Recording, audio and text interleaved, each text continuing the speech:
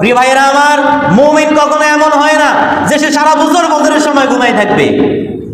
মুমিন কখনো এমন হয় না যে সে সারা জীবন সুদ গ্রহণ করবে। মুমিন কখনো এমন হয় না যে সে সারা জীবন চুরি ডাকাতি অবৈধ উপার্জন করবে। বরং মুমিনের গুণাগুণ কি?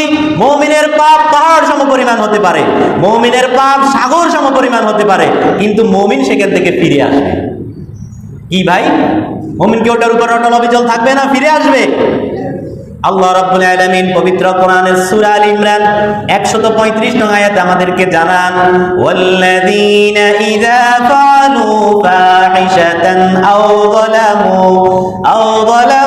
আনফুসাহুম যাকারুল্লাহ ফাস্তাগফিরু লিযুনুবিহিম। তারা যখন কোন অশ্লীল কাজ করে ফেলে অথবা তারা আল্লাহর অবাধ্যতার মাধ্যমে নিজের নফসের প্রতি যখন কোন জুলুম করে ফেলে, সাথে সাথে তারা আল্লাহ রাব্বুল আলামিনকে স্মরণ করে এবং তার এই কৃতকর্মের জন্য ক্ষমা প্রার্থনা করে।